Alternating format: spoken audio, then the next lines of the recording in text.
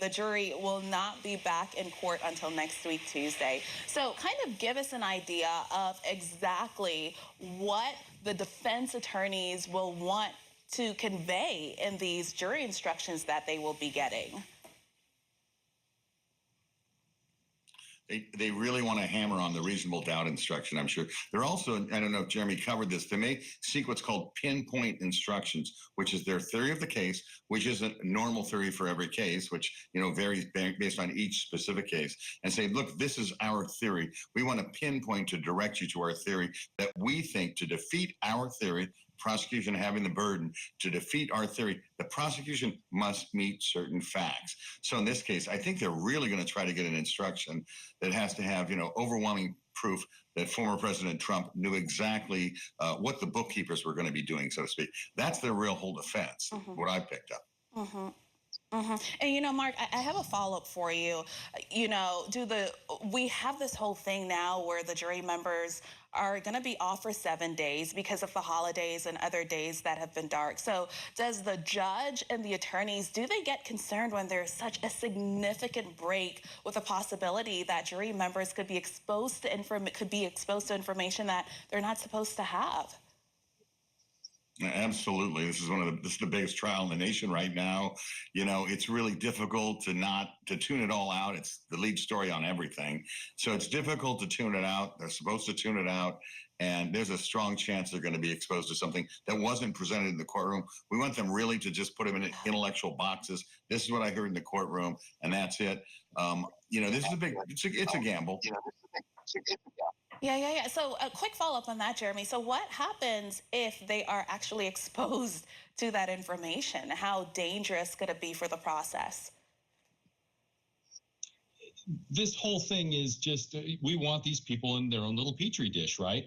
It's like Mark said, you have to have your own little curated laboratory, right? And you want them only to hear that these things that we fight over in court. We have all these elaborate rules, all these rules of evidence, all these rules of confrontation, all these rules of court, and we throw it all out the window, right, with one bad Google search. But people are walking down the street, they're overhearing conversations, they're seeing newspaper headlines. It's very scary. If something like this were to influence it and the lawyers get wind of it, it could result in some additional hearings depending on if it's a guilty verdict. So we don't want to have that. It's terrifying for the lawyers. And I don't know about Mark. I deal with these stresses. If I have a week to think about my closing argument, I deal with it on the golf course. It's very stressful for us. Oh, my goodness. So just a quick follow-up on that then, Jeremy. It's just the fact that everyone in this process, they're kind of on pins and needles hoping to get to the end game. Kind of walk us through that process. You touched on it a bit. Right. So you've basically got this thing home, right? You've got all the horses in the barn here. You've had every part of your trial, which has everybody's put a lot of extensive work into jury selection, opening statement. You've had witness after witness after witness. You've got your theories. And in closing argument, let's just be clear. Chances are you're just not going to convince anybody in closing argument.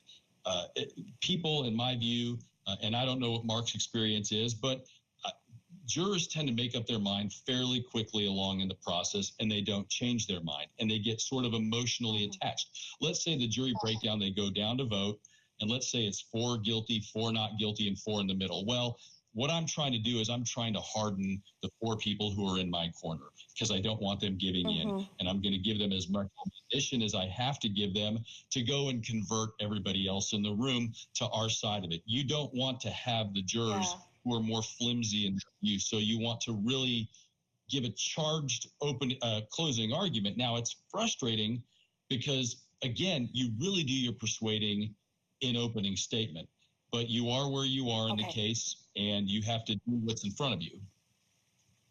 Mark, 3 seconds. What do you think the outcome will be here? I think he's going to be found guilty.